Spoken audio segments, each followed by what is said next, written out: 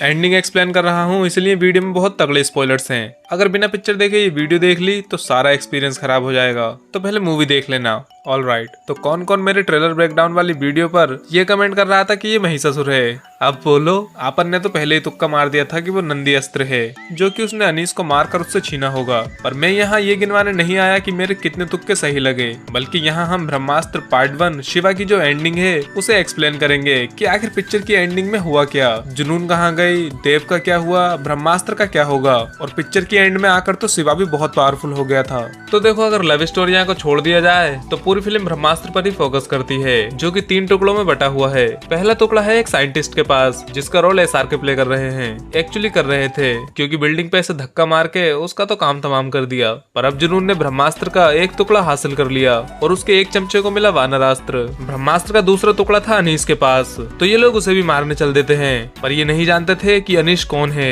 और वो कितना ज्यादा पावरफुल है। एंड जब ये लोग इसे मारने आते हैं तो ये एक पंच में ही इनकी गाड़ी पलट देता है और फिर मर जाता है। लेकिन उसे अपनी मौत का जरा भी पछतावा नहीं था, क्योंकि उसने ब्रह्मास्त्र के टुकड़े को बचा लिया था। लेकिन लास्ट में वो टुकड़ा जुनून को मिल ही जाता है, तो हाँ, उसकी मौत बेकार गई, फालतू में मरा वो। पर ये तो सिर्फ 2 टुकड़े थे। तीसरा टुकड़ा था खुद शिवा के पास, मतलब बगल में छोरा और शहर में ढिंडोरा।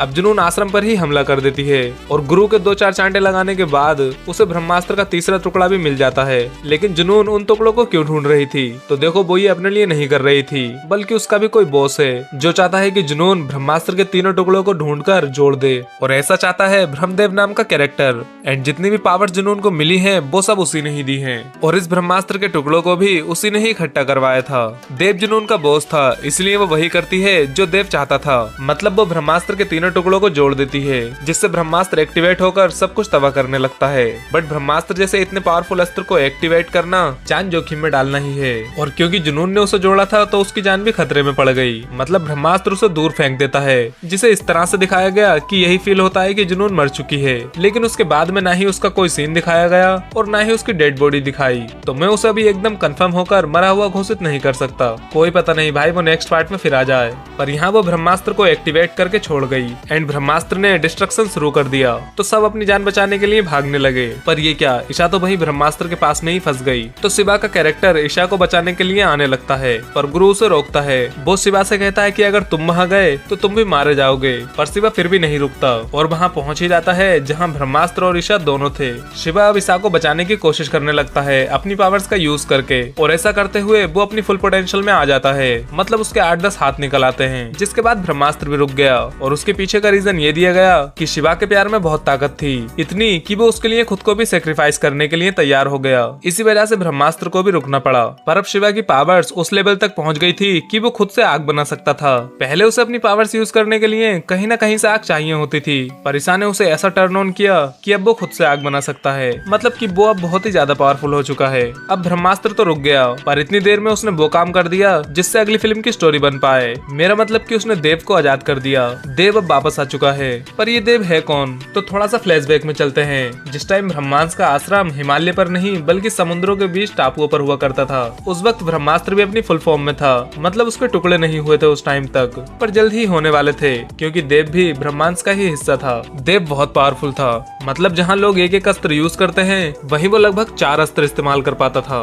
पर उन सभी में से वो सबसे ज्यादा बेहतरीन तरीके से यूज करता था अग्नि अस्त्र को। मतलब उसमें वो मास्टर था। लेकिन धीरे धीरे उसमें घमंड आ गया और वो अपने आप को बाकी सबसे बेहतर और सबसे ऊपर समझने लगा। उसे लगने लगा कि वो बाकी अस्त्रों की तरह ब्रह्मास्त्र पर भी कंट्रोल कर सकता है। पर सबको पता है कि ब्रह्मास्त्र अगर एक बार चल जाए तो फिर पूरी दुनिया भी खत्म हो सकती है। इसी वजह से बाकी ब्रह्मांस के मेंबर्स उसे रोकने लगे, पर उसने सबको पीट दिया और ब्रह्मास्त्र को एक्टिवेट कर दिया। पर अभी ऐसा कोई रह गया था जो उसे रोक सकती थी, अमृता, जिसके पास था जलास्त्र। लेकिन इससे भी ज्यादा इंटरेस्टिंग ये है कि अमृता देव की लव इंटरेस्ट है। मतलब ये दोनों लवर्स को अब आपस में लड़ना पड़ेगा, क्योंकि देव ब्रह्मास्त्र पर कंट्रोल करना चाहता था और अमृता उसे रोकना। दोनों के बीच फाइट हुई और ब्रह्मास्त्र के 3 टुकड़े हो गए, प्लस वो पूरा टापू भी डूब गया जिस पर बैटल हुई थी। तो सबको लगा कि अमृता और देव दोनों ही मर गए, बट देव पता नहीं किस तरह से अपने आप को जिंदा रखे हुए था। एंड वहाँ अमृता भी ब्रह्मास्त्र के एक टुकड़े के साथ जिंदा बच गई, और वही टुकड़ा फिर शिवा के पास था। मतलब कि शिवा देव और अमृता का ही बेटा है।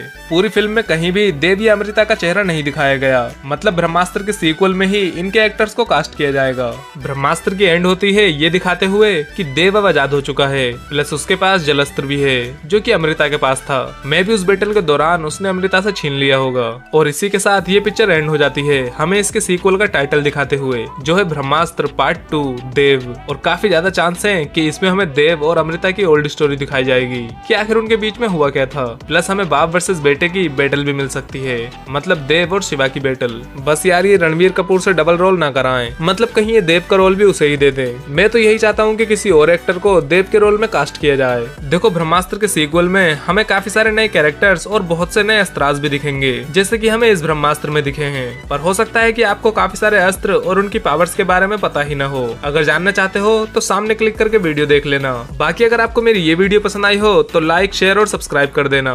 बाय।